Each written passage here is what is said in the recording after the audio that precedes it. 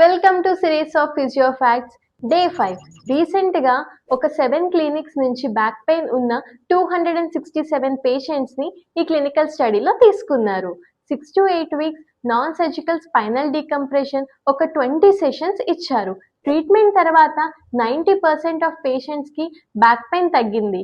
ఇంకా వాళ్ళ nerve function, reflexes, ఇంకా వాళ్ళ డైలీ యాక్టివిటీస్లో చాలా ఇంప్రూవ్మెంట్ కనిపించింది.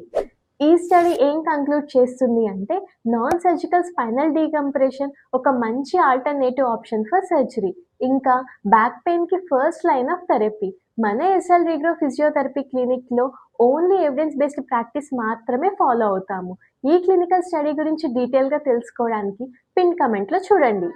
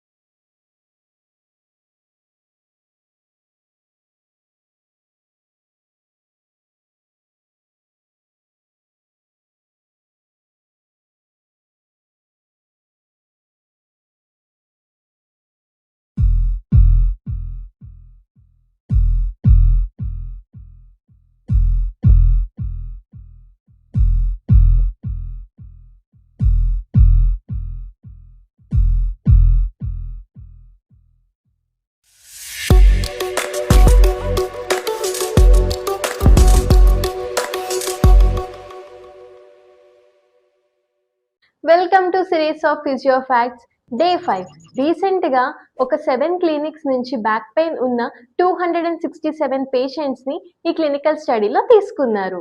6 to 8 weeks non surgical spinal decompression ఒక 20 సెషన్స్ ఇచ్చారు.